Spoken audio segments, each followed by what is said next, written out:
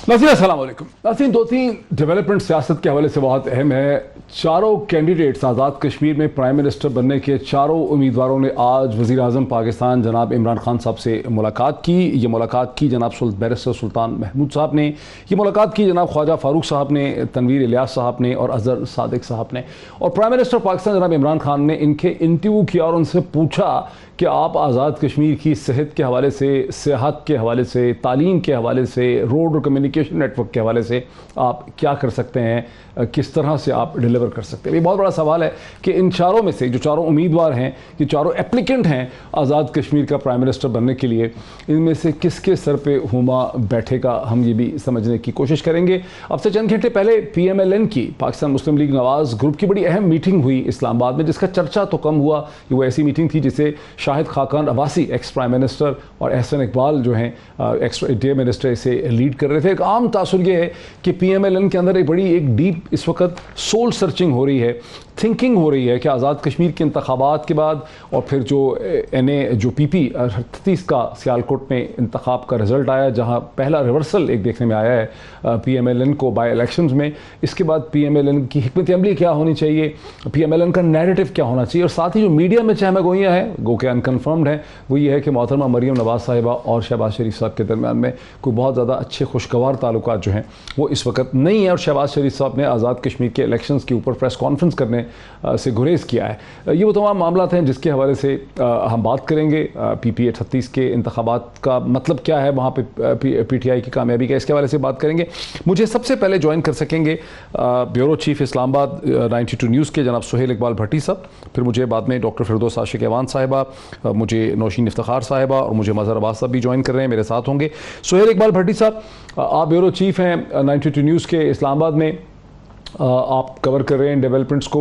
जो prime minister Imran Khan साहब के साथ मुलाकात हुई है चारों एप्लीकेंट्स की, इसमें से कौन आपको लग रहा है कि सबसे स्ट्रॉन्ग कैंडिडेट है आज़ाद कश्मीर के प्राइम मिनिस्टर के लिए? डॉक्टर साहब देखिए, पाकिस्तान तहरीक इंसाफ ने आज़ाद जम्मू कश्मीर में 25 जुलाई का मार्का तो सर कर लिया और उसके बाद अब सबकी नज़रें इस बात पर जमी हुई हैं कि पाकिस्तान तहरीक इंसाफ की जानिब से कौन से वो उम्मीदवार हैं जिनके सर पर वज़ीर आज़म का हुमा बैठेगा।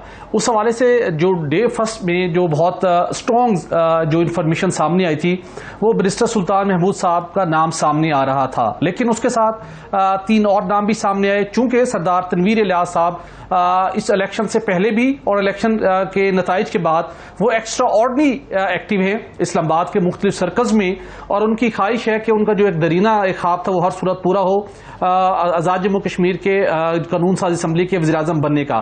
तो सरदार तनवीर इलियास ने ग्राउंड के ऊपर बहुत ज़्यादा वर्किंग की है। ताहम जो पार्टी के अंदर जो एक स्टैंडिंग पोजीशन है वो बैरिस्टर सुल्तान महमूद साहब की काफ़ी स्ट्रॉन्ग है।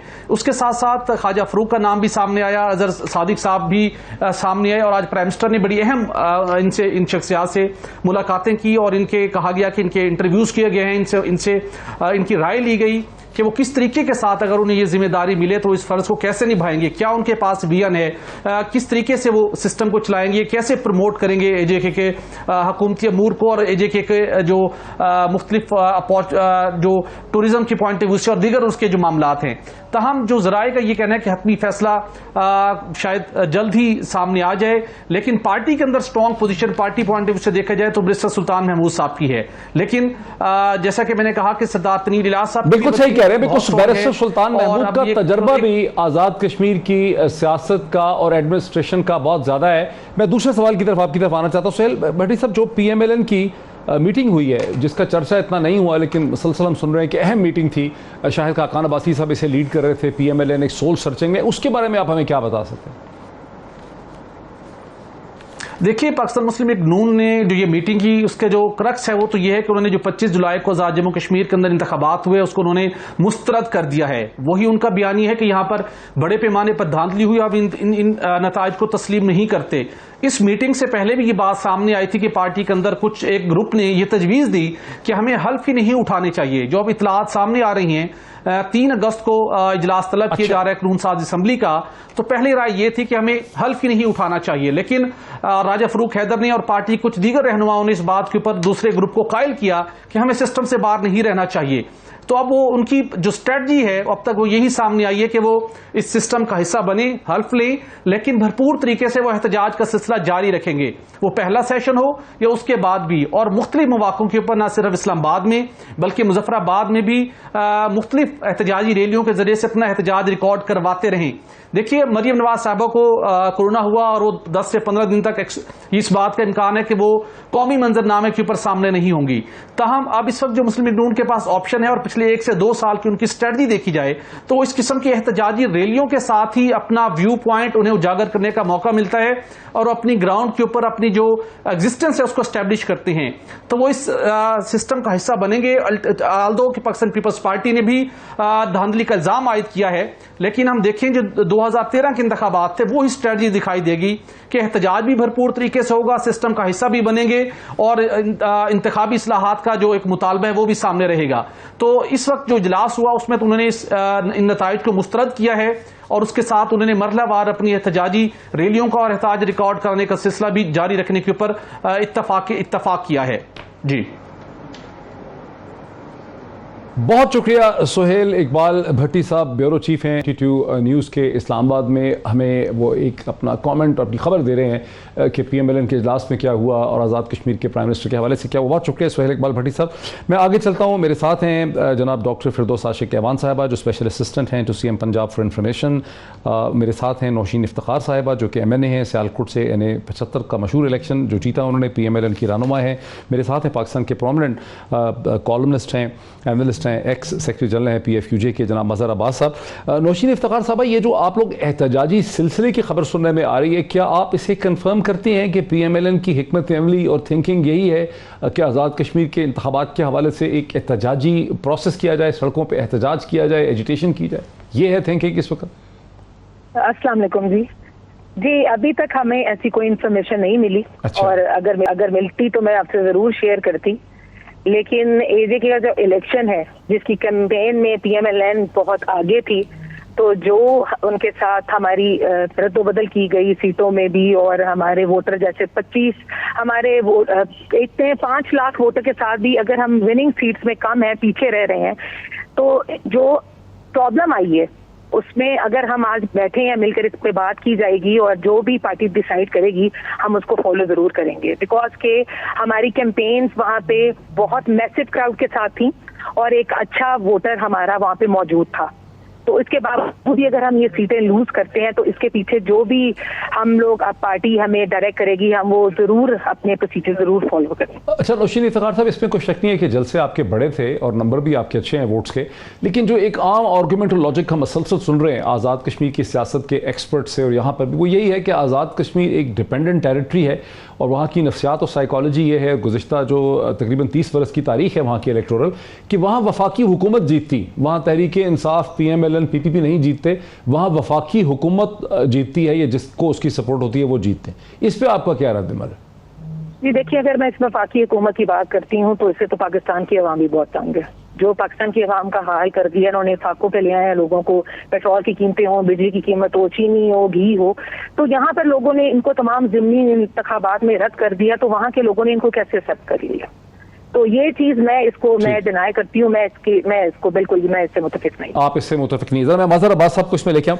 मज़हर अब्बास साहब, ये जो PMLN का इस वक्त का स्टैंड पॉइंट है, एक तरफ हम सुनते हैं कि PMLN के अंदर एक डीप थॉट है, एक सोच है कि हमें अपने नैरेटिव को तब्दील करने की ज़रूरत है। शहबाज शरीफ साहब जो है वो गालिबन जो सामने नज़र आ रहा है कि आज़ाद कश्मीर पर प्रेस कॉन्फ्रेंस नहीं की उन्होंने, एहसान इकबाल साहब ने जो जिस किस्म की प्रेस कॉन्फ्रेंस की वो शहबाज शरीफ साहब ने नहीं की। आपको क्या लग रहा है कि PMLN जो है वो आज़ाद कश्मीर के इलेक्शन के बाद कन्फ्यूज़ड है, ज़्यादा स्ट्रॉन्ग है, एजिटेशन करेगी, क्या समझ आ रही है आपको? शुक्रिया मोहित, जो आपने इससे पहले अपने ब्यूरो चीफ से बात की थी तो उसमें थोड़ा सा इजाफा कर दूं। मेरा ख्याल है ये भी इत्तलात हैं कि बैरिस्टर सुल्तान महमूद को सदर आज़ाद कश्मीर बना दिया जाए और तनवीर इलियास को वज़ीर आज़म आज़ाद कश्मीर बना दिया जाए, और इसमें शायद ऐन मुमकिन है कि इस पर एक एग्रीमेंट सा हो जाए इस पर, क्योंकि देखिए वो बैरिस्टर सुल्तान महमूद जैसे आपके ब्यूरो चीफ कह रहे थे कि ज़ाहिर है उनका तजुर्बा भी है, एक्सपीरियंस भी है, वो सारी चीज़ें हैं, लेकिन एक उनका नेगेटिव पॉइंट भी है जो बैरिस्टर सुल्तान महमूद के हवाले से जब वो ज्वाइन कर रहे थे तो PTI के अंदर एक बड़ी स्ट्रॉन्ग रिजर्वेशन भी थी उनके हवाले से, और तनवीर इलियास जिस तरीके से पीटीआई में आए और फिर पंजाब के चीफ मिनिस्टर के एडवाइज़र भी रहे, तो मेरे ख्याल में तनवीर इलियास के चांसेस मुझे ज़्यादा उसमें नज़र आते हैं। लेकिन एक ऑप्शन, और आज कुछ अखबारों में रिपोर्ट भी हुआ है, ये तो हम अभी रिकन्फर्म करेंगे ना, डॉक्टर फिरदौस आशिक एवान साहब अभी हमारे साथ है ना, उनसे हम ये रिकन्फर्म करेंगे। जो मेरा दूसरा सवाल है कि आपका एज एन इंडिपेंडेंट एनालिस्ट आपको क्या लगता है कि पीएमएलएन मेरे ख्याल में पीएमएलएन सियासत कहाँ खड़ी है? पीएमएलएन जी पीएमएलएन जो नैरेटिव आज़ाद कश्मीर में लेके गई, उससे उसको खातिर खा फ़ायदा नहीं हुआ, इसलिए कि वो नैरेटिव पाकिस्तान की पॉलिटिक्स, इंटरनल पॉलिटिक्स में तो चल जाता है, उसका माजी भी ऐसा रहा है, उसमें ये सारी चीज़ें चलती हैं, लेकिन आज़ाद कश्मीर की अपनी पॉलिटिकल डायनेमिक्स होती हैं। और आज़ाद कश्मीर में पीएमएलएन की हुकूमत थी, ठीक है, पीएमएलएन को अपने उन कारनामों का जिक्र करना चाहिए था जो अगर उसने वो किए हैं। मैं तो ज़ाहिर है आज़ाद कश्मीर में नहीं हूँ, लेकिन अगर उनकी कोई अचीवमेंट्स थी तो उन अचीवमेंट्स को हाईलाइट करने में मेरा ख्याल है पीएमएलएन नाकाम रही। जबकि उसके काउंटर में एक बिल्कुल ऑब्वियस सी बात है कि जो वफाकी हुकूमत होती है वही आज़ाद कश्मीर में जीतती है। ये बिल्कुल एक तयशुदा हकीकत है। गिलगित बल्तिस्तान भी वो जीतती हैं, जो वफाकी हुकूमत जीतती है, आज़ाद कश्मीर भी वफाकी हुकूमत जीतती है। इसलिए अपोजिशन ने जितनी हाइप बनाई, और ख़ास तौर पे पीएमएलएन ने, उस हाइप की ज़रूरत नहीं थी। अगर वो हाइप नहीं बनाई जाती तो आज़ाद कश्मीर के इलेक्शन को बिल्कुल नॉर्मली लोग लेते, लेकिन पीपल्स पार्टी ने गेन किया है। और आज भी जो बाग में इलेक्शन है उसमें पीटीआई को बरतरी हासिल है या पीटीआई जीत गई है, लेकिन नंबर 2 पीपल्स पार्टी है। तो पीपल्स पार्टी, मुझे लगता है कि ऑपोजिशन भी वहां अगर पीएमएलएन और ऑपोजिशन मिलते हैं तो वहां एक स्ट्रॉन्ग ऑपोजिशन भी बन सकती है पीटीआई के मुकाबले में। अच्छा, अब जरा रुके, मुझे लाने दीजिए डॉक्टर फिरदौस आशिक एवान साहिबा को, जो स्पेशल असिस्टेंट हैं सीएम पंजाब की, और बड़ी पेशेंस से उन्होंने सारा हमारा जो अब तक की डिबेट है सुनी। डॉक्टर फिरदौस आशिक एवान साहिबा, आप कुलीग भी रही हैं जनाब तनवीर इलियास साहब की एक तरह से। आपको क्या लगता है कि तनवीर इलियास साहब बन जाएंगे प्राइम मिनिस्टर, ये जो मज़हर अब्बास साहब ने कहा है? बिस्मिल्लाहिर्रहमानिर्रहीम। सबसे पहली बात तो ये है कि आपने जो डिस्कशन की है, जिसमें मैंने सारे पार्टिसिपेंट्स की गुफ्तगू सुनी है, एक नैरेटिव ये बिल्ड किया गया कि शायद आज़ाद कश्मीर के अंदर कोई वोट के साथ खिलवाड़ हुआ और दानिस्ता तौर पे किसी जमात को पीछे किया गया और किसी को सपोर्ट किया गया। ये वो बयानिया है जो नून लीग लेके चली हुई है, और अपनी शर्मिंदगी से गरूगर्दानी करते हुए उसको छुपाने के लिए ये कोई ना कोई ऐसा नारा, कोई ऐसी स्लोगन और कोई वतीरा अपना जो रवायती है उसको चलाती रहती है। हकीकत ये है कि जो एंड में मदर साहब ने बात की कि पूरे जलसों की कैंपेन में मरियम बीबी ने किसी जगह अपनी परफॉर्मेंस को हाईलाइट नहीं किया। देखें, ये नून लीग 5 साल वहाँ हुकूमत करती रही, उसके सिटिंग प्राइम मिनिस्टर के पास इलेक्शन वाले दिन तक as a sitting prime minister वो तमाम वसाइल और अख्तियार हासिल थे, उनकी सारी कैबिनेट के पास वो अख्तियार मौजूद था, वो एज ए मिनिस्टर इलेक्शन लड़ रहे थे। तो जो वज़ीर आज़म जो है सबसे पहले अपना इंस्टीट्यूशन बिल्ड ना कर सका हो, जिसका नाम इलेक्शन कमीशन है, और उसको एज अ रेगुलेटर एम्पावर ना कर सका हो, उसकी कैपेसिटी बिल्डिंग ना कर सका हो, उसको प्रॉपरली जो है वो ऑटोनॉमी ना दे सका हो, तो वो वज़ीर आज़म जो है उसकी बाकी कारकर्दगी क्या होगी? नंबर 1।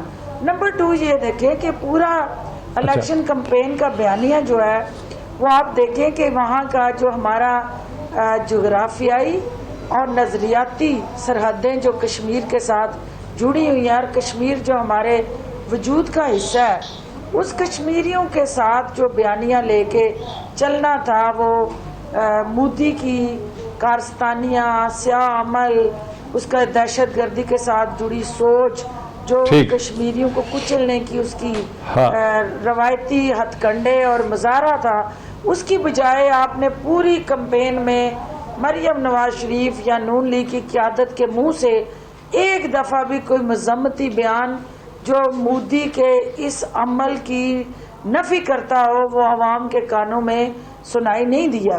तो जो कश्मीरी हैं, क्या वो बेवकूफ़ हैं? क्या वो भेड़ बकरियाँ हैं? क्या वो इनके यरगमाली हैं? कि वो जो ये चाहेंगे लाठी से हाँकेंगे तो वो वहां वोट डाल देंगे।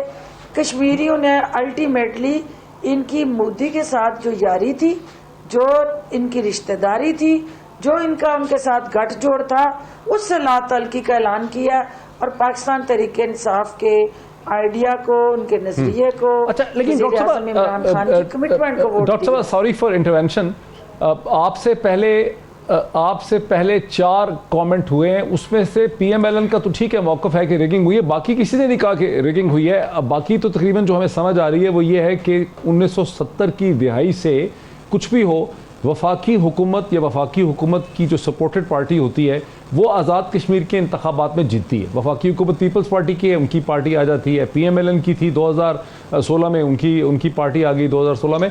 तो जो आप एक इंटेलेक्चुअल डिबेट बता रही हैं वो अलबत्ता कोई कन्विंस नहीं है उससे कि इस वजह से पीएमएलएन नाकाम हुई। वो तो ये कि वफाकी हुकूमत के साथ आज़ाद कश्मीर के नोटेबल्स खड़े हो जाते हैं सियासत। उस पर क्या कॉमेंट है आपका?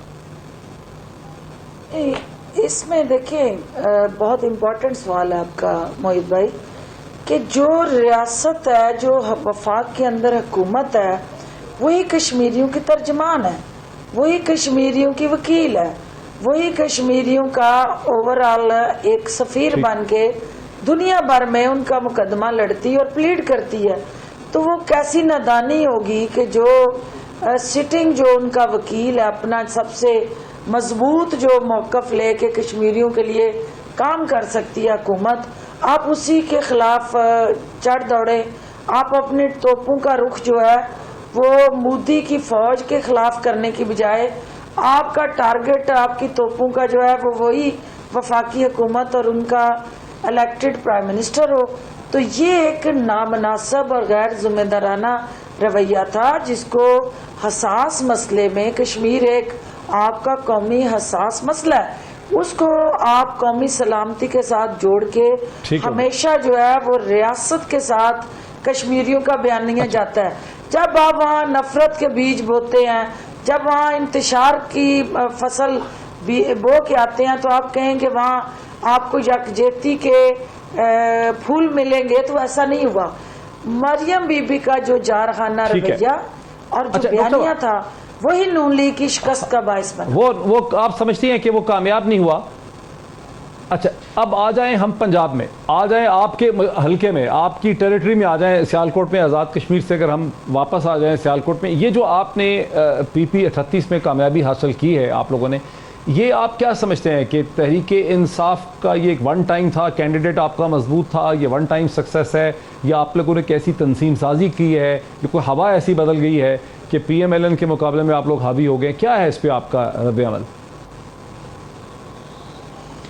देखिए, इसके 3 अहम फैक्टर हैं मोहित भाई। नंबर 1 फैक्टर ये है कि 2018 में पीटीआई ने सियालकोट की जो सीटें लूज की, उसके पीछे सबसे अहम फैक्टर जो था वो हमारी यकजा ना होना, पार्टी के अंदर डिवीजन होना, मुख्तलिफ धड़े बन के विद इन दी पार्टी एक दूसरे को नीचा दिखाने के लिए कोशिशें करना और पार्टी के काज को नुकसान पहुंचाना एज ए इंडिपेंडेंट कैंडिडेट खड़े होके। जिस हल्के की आप बात कर रहे हैं, इसके अंदर जो मेरे साथ सिटिंग एमपीए रहा, जिसने 2008 में इसी एमपीए को हराया। अच्छा, ये मैं ब्रेक ले लूं, इससे फिर कंप्लीट करते हैं। ब्रेक के बाद डॉक्टर साहब से इसी सवाल के जवाब को कंप्लीट करते हैं। ब्रेक। नाज़रीन, वेलकम बैक। पाकिस्तान तहरीक इंसाफ की लीडर जनाब डॉक्टर फिरदौस आशिक अवान साहिबा मेरे साथ हैं। पीएमएलएन की लीडर जनाब नौशीन इफ्तिखार साहिबा मेरे साथ हैं। पाकिस्तान की प्रोमिनेंट सहाफ़ी पॉलिटिकल एनालिस्ट जनाब अज़हर अब्बास साहब मेरे साथ हैं। मैं डॉक्टर फिरदौस आशिक अवान साहिबा की तरफ आता हूँ दोबारा।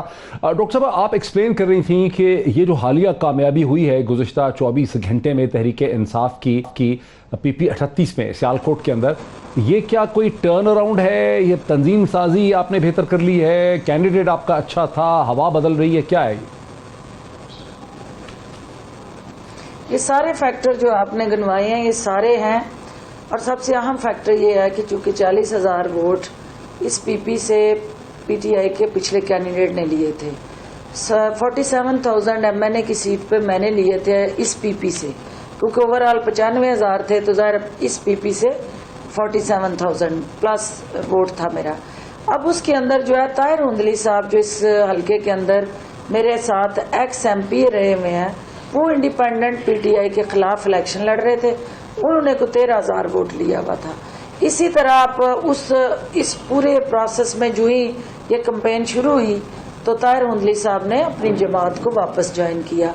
वो उनके जो धड़े थे, क्योंकि देहात का ये सारा हल्का है और देहात में धड़ेबंदी चलती है, पार्टी का वोट भी होता है लेकिन जो ज्यादातर वोट जो है वो धड़ों का होता है। जो उनके धड़े थे, जिस वक्त ये कैंडिडेट फाइनल हुआ हासन सलीम बरियार, तो वो उनके धड़े सारे हमारी हमायत में आए। तीसरा फैक्टर कैंडिडेट का था कि यहाँ जट वर्सेस गुजर जो है इलेक्शन होता है, तो जो जट बरादरी है उसने गुजर बरादरी अक्सरियत में है इस हल्के में, और हमेशा जो गुजर बरादरी के ये वरियो फैमिली है उन्होंने जट बरादरी में ये तासुर दिया कि ये माइनॉरिटी है और माइनॉरिटी ने मेजॉरिटी को हाईजैक किया हुआ है। तो जब जट बरादरी का कैंडिडेट आया तो सारी बरादरी जो है वो अपने कैंडिडेट के साथ खड़ी हुई, और उसमें से गुजर बरादरी के हमारे चूंकि ताहिर महमूद हुंदली साहब खुद इटसेल्फ गुजर बरादरी से उनका ताल्लुक था, तो जो एंटी वरियो फैक्टर था वो जिस बरादरी में था वो इकट्ठा होके पीटीआई के साथ आया। और फिर मेरी अच्छा डॉक्टर साहब, ये तो आपने बड़ा अच्छा एक डॉक्टर बनके, पॉलिटिकल डॉक्टर बनके आपने इसका डायग्नोसिस किया, बड़ा ये आपने डॉक्टरी का हैट पहन के इसका डायग्नोसिस किया, बड़े इंटेलिजेंट आपने इसकी डायसेक्शन कर दी, लेकिन मतलब इसका फिर ये निकला कि बेहतर तंजीम साजी भी है, हल्के की पॉलिटिक्स और बरादरी को आपने बेहतर समझा। इससे ये मतलब तो नहीं निकलता कि पीटीआई की हवा या जोर में इजाफा हो रहा है, इससे ये समझ आती है कि आपने बेहतर यहाँ पर हिकमत अमली और स्ट्रेटजी इख्तियार की है। पंजाब में आपकी ये नहीं पता चलता कि पंजाब में आप बेहतर हो। डॉक्टर साहब मैं आपको बताती हूँ ना कि अब उसका फैक्टर क्या हुआ कि इस हल्के में जहां मैं 47,000 वोट लेके गई और हारी मैं, मेरा अपोनेंट का ये घर है, वरियो फैमिली यहाँ 40 साल से इलेक्शन लड़ रही है और हमेशा उन्होंने यहाँ पे बड़ी मजबूत जड़ें बनाई और एक वक्त में 4 अफराद नेशनल और प्रोविंशियल असेंबली के मेंबरान बने और फेडरल और प्रोविंशियल कैबिनेट्स का हिस्सा रहे हैं। तो ऐसी सूरत हाल में जो 3 साल पहले जो हल्के का डायनेमिक्स थे कि मेरा ये हल्का बदला गया, दानिस्ता तौर पे इलेक्शन से पहले 15 दिन पहले नई हल्का बंदी करके इस हल्के को मेरे हल्के में लाया गया और मुझे मौका ना मिला इस हल्के की प्रॉपर जो खिदमत का। ये 3 साल हुकूमत पंजाब और हुकूमत पाकिस्तान के जो डेवलपमेंट फंड थे, जो लोगों की मुश्किलात थी, जो उस हल्के के अंदर बसने वालों को, जो नून लीग में लोग बैठे थे, मैं पंजाब हुकूमत और वफाकी हुकूमत की मुकम्मल सपोर्ट और मुआवनत के बाद उनको अपने साथ इकट्ठा किया और अल्टीमेटली वो मेरी ताकत बने। जो मेरे मुखालफिन थे वो इस इलेक्शन में मेरे साथी बने। ठीक हो गया। इसके साथ साथ जो इमरान खान साहब का नजरिया है, क्योंकि ये बॉर्डर मेरे साथ रहे जरा, मुझे जरा और बॉर्डर का जी बड़ा अच्छा एक्सप्लेन कर दिया आपने डॉक्टर साहब, बड़ा अच्छा आपने एक्सप्लेन कर दिया। मेरे साथ रहिए नौशीन इफ्तिखार साहब। ये प्रोग्राम में चंद हफ्ते पहले जब अता तारड़ साहब ने ये दावा किया और उस्मान दार को चैलेंज किया तो उस कॉन्फिडेंस की क्या वजह थी? बिकॉज डॉक्टर फिरदौस आशिक रहमान ने तो बड़ा निप्पा तोला डायसेक्शन करके समझाया कि डायनामिक्स थे क्या हल्के के। जी मैं बिल्कुल इस पे 2-3 पॉइंट्स में बात करना चाहूंगी। डॉक्टर साहब मेरे लिए बड़ी रिस्पेक्टेड हैं और उन्होंने अपने जवाब खुद दिए हैं, आपने शायद सुना नहीं। पहली बात ये कि आप भी समझदार हैं कि ये 3 साल से हुकूमत किसकी हुकूमत है? ये पीटीआई की हुकूमत है। तो जो पाकिस्तान में आज सारी आप पसमानदगी की तरफ जा रहे हैं उसके जिम्मेदार पीटीआई है, पीएमएलएन नहीं। और दूसरी बात उन्होंने ये भी बताई कि वरियो खानदान वहाँ पे हमेशा से मजबूत रहे हैं और वो सारी सीटें जीते आए हैं। तो इन्होंने इस दफा कौन सा ऐसा मौक़िफ़ अपनाया, कौन सी ऐसी हिकमत अमली थी इनके पास कि ये जो सारे पिछले ज़िमनी इंतखाबात हैं हारने के बाद यही सीट जीत गए? तो उन्होंने इसका जवाब बड़े अच्छे तरीके से दिया है कि मैंने वफाक की हुकूमत से, सूबाई हुकूमत से मावनत करके ये सीट पे काम किया। मैं आपको बताती चलूँ कि ये जो लेकिन नौशीन साहब हुकूमतें यही तो करती हैं, तमाम हुकूमतें यही करती हैं ना, कॉन्स्टिट्यूंसी को मजबूत कर। ये उनकी एक्सेप्टेंस में जी हम अभी तो बात आ रहे हैं कि पंजाब हमेशा नून का ही रहा है। अब मैं इसी की तरफ आ रही हूँ कि डॉक्टर साहब ने कहा कि कैंडिडेट अगर मजबूत कैंडिडेट ही होता तो ये कैंडिडेट तो वहाँ का है भी नहीं। ये जो बरियार साहब हैं ये तो वहाँ के रिहायशी भी नहीं है। इनको ये इन्होंने एक नवाजा गया इस सीट से कि ये आए यहाँ पे इलेक्शन लड़ें, और डॉक्टर साहब के लिए उन्होंने काफी अच्छे गिफ्ट का भी जो है ना वो, लेकिन बहुत अमीर है, हमने सुना है, बड़े पैसे वाले हैं। वो बड़े बिल्कुल जी पैसे वाले होंगे, और डॉक्टर साहब पीटीआई में कोई गरीब बंदा जा भी तो नहीं सकता ना जी, सीट्स लेने के लिए काफी दौड़ लगानी पड़ती है, आपको इन्वेस्ट करके सीट्स मिलती है। मैं डॉक्टर साहब मैं जवाब देना चाहूंगी, प्लीज पहले मुझे रिस्पॉन्ड करने दें इसमें। बिल्कुल मैं आपकी तरफ आऊंगा, नौशीन साहब का जवाब मुकम्मल होने दें। डॉक्टर साहब अच्छा जी, नहीं पहले आप डॉक्टर साहब पहले आप इसका जवाब लें, नौशीन साहब खत्म कर लें बात, पहले इसका जवाब लें। डॉक्टर साहब से सुनिए, आप मेरे लिए बड़ी रिस्पेक्टेड है डॉक्टर साहब काइंडली नौशीन साहब को बात खत्म करने दें, फिर मैं आपकी तरफ आता हूँ, सिर्फ 1 मिनट और दे दें, 1-1.5 मिनट। जी नौशीन इफ्तिखार जी। दूसरी बात ये करते हैं कि किसी एक बंदे का इतना वोट बैंक नहीं है कि जो पीएमएलएन का वहां का टिकट होल्डर होता है वो उसका मुकाबला कर सके। उसके वोट इतने, उसके वोट इतने, उसके वोट इतने, मिल मिला के ये उसके करीब भी नहीं पहुंचते। इस इलेक्शन में अगर मैं ओवरऑल इसके ऊपर बात करूं, मैं डॉक्टर साहब से भी उम्र में भी छोटी हूं और एक्सपीरियंस में भी छोटी होंगी, लेकिन जब आप कौमी खजानों के मुंह खोल देते हैं, लोकल मशीनरी को लोगों के अगेंस्ट यूज करते हैं, लोगों को डराते हैं, लोगों को हरासा करते हैं, जो इंचार्ज कैंपेन का था आप उसको गिरफ्तार करा लेते हैं और लोगों को धमकियां देते हैं, तो लोग इलेक्शनों में डरते ही हैं, वो घबराते हैं। इनके पास मिसाल एक डस्का का इलेक्शन था जिसमें तो इन्होंने पोलिंग जो एजेंट्स थे, प्रिजाइडिंग ऑफिसर थे, उनको ही गायब करा लिया। तो इसको ये कैसे निगेट करते हैं? अगर ये एजे का इलेक्शन जीत गए, अगर ये सीट जीत गए, तो इनकी ऐसी कौन सी हिकमत अमली थी जिसकी वजह से जीत गए, जबकि इनका जो एक 3 साल रिकॉर्ड है यहाँ पे बाकी सब जमीन अब मुझे उनको अब ठीक, अब मुझे डॉक्टर साहब का जवाब लेने दें, फिर मैं मजहर अब्बास साहब का एक ओवरऑल एनालिसिस लेना है इस पूरी सिचुएशन पे पंजाब की। जी डॉक्टर साहब, very quick response to you before I go to Mazhar Abbas. पहली बात तो ये है कि नौशीन को ये पता है अच्छी तरह से कि जो वो बात कह रही है वो हकीकत के बरक्स कह रही हैं, क्योंकि बात तो सच है मगर बात है रसवाई की। इनसे पूछें कि जितने ज़िमनी इलेक्शन इनके दौरे हुकूमत में हुए और जो लाहौर का जो मार्का है वो डॉक्टर साहब आपकी आंखों के सामने हुआ, जिसमें मरियम नवाज कॉन्टेस्ट कर रही थी, कलसूम नवाज कॉन्टेस्ट कर रही थी, तो आपने देखा कि सिटिंग गवर्नमेंट ने किस तरह खरबों के खजाने जो हैं वो लुटाए उस ज़िमनी इलेक्शन को जीतने के लिए। इस पूरे इलेक्शन के अंदर मुझे नौशीन ये मेंशन कर दें कि हमारा कोई एक फेडरल मिनिस्टर, कोई एक प्रोविंशियल मिनिस्टर जो है वो इस हलके के अंदर आके उसने किसी तरक्याती स्कीम का ऐलान किया हो और किसी जगह उसने आके उस इलेक्शन मुहिम के अंदर जलसों पे खड़े होके खताब किया हो। इनके तमाम एमएनए, तमाम एमपीए, तमाम तंजीमें वहां आई और यहाँ तक कि इन्हें रेस्क्यू करने के लिए अपनी सबसे बड़ी तोप भी इन्होंने ला के यहाँ चला दी, जिसका नाम मरियम नवाज था। लेकिन उसने जलसे में देख लिया कि लाहौर से लेके सियालकोट तक बाहर का सारा क्राउड इकट्ठा करके तो वो जलसा भी कामयाब ना कर सकी, तो जिसका इन्हें 25 तारीख को उसकी आमद के बावजूद उस आजाद कश्मीर की सीट पे भी शिकस्त का सामना करना पड़ा। जिस शख्स का आप जिक्र कर रहे हैं कैंपेन का इंचार्ज अताउल्ला तारर, ये कौन है? ये एक सियासी यतीम है। इस बेचारे ने आज तक असेंबली का मुंह नहीं देखा।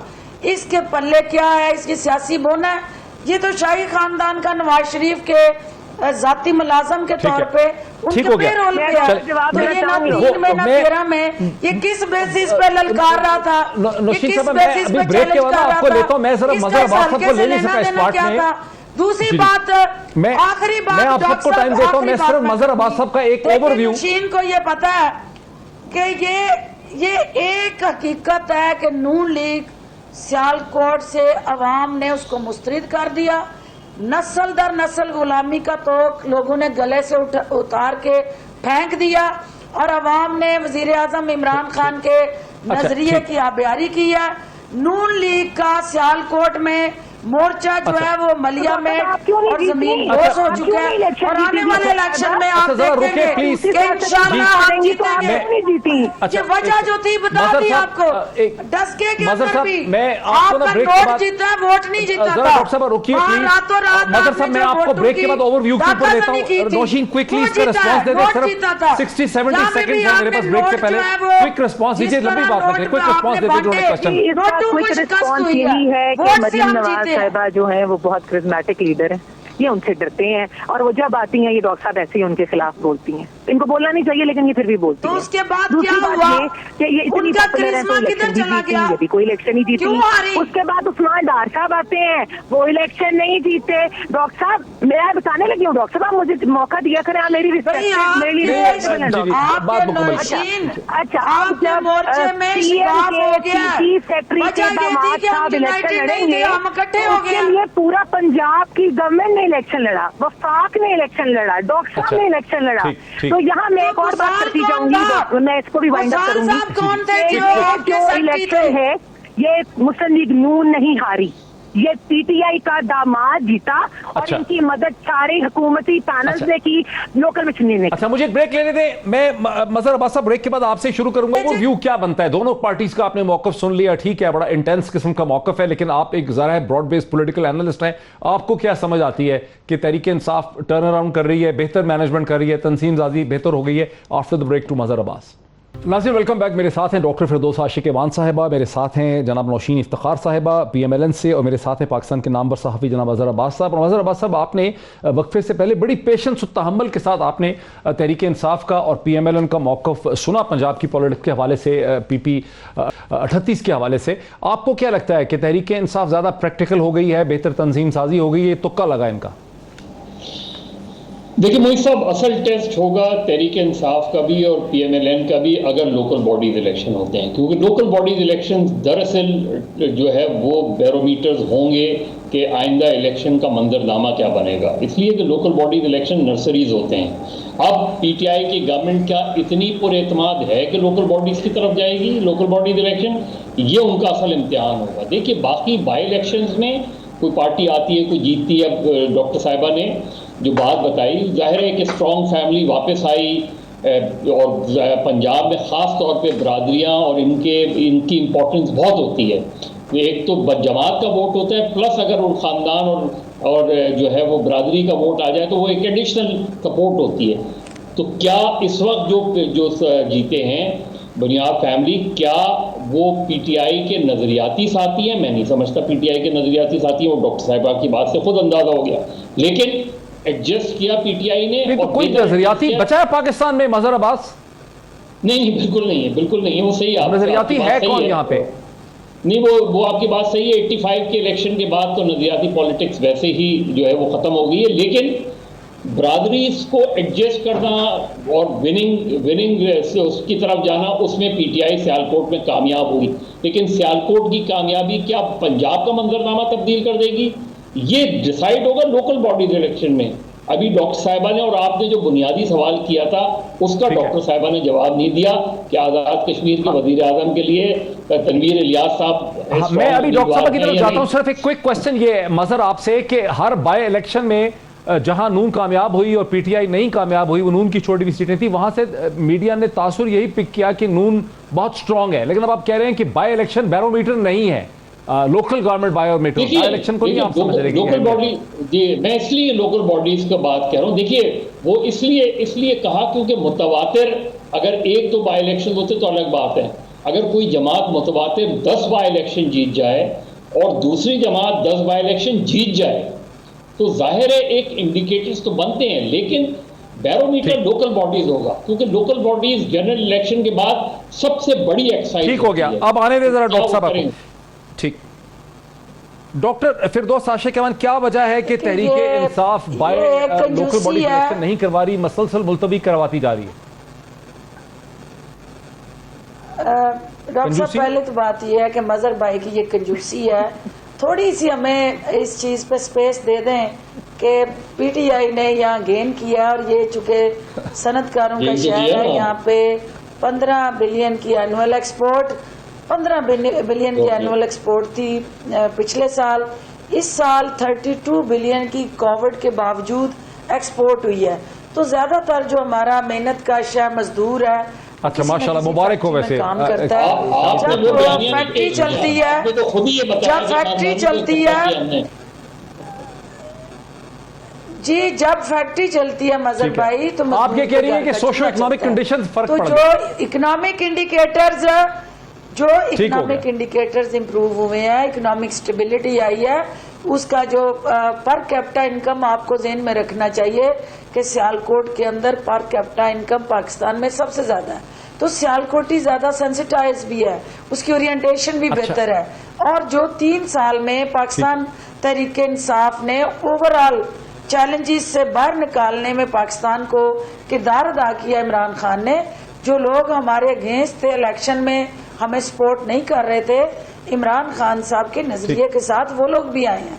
और फिर हमारी अपनी मेहनत भी है। लेकिन लोकल गवर्नमेंट नहीं करा रहे, फिर क्यों डरते हैं कि पंजाब के अंदर लोकल गवर्नमेंट से क्यों डरते हैं Tehreek Insaf? Local government election पे पीछे क्यों? लोकल गवर्नमेंट का बड़ा इंपॉर्टेंट पॉइंट है, बड़ा इंपॉर्टेंट पॉइंट है मोहित भाई। उसके अंदर ये था कि जो लोकल गवर्नमेंट एक्ट हमने बनाया हुकूमत पंजाब ने, सुप्रीम कोर्ट में वो चैलेंज हुआ, अल्टीमेटली वो स्ट्राइक डाउन हो गया।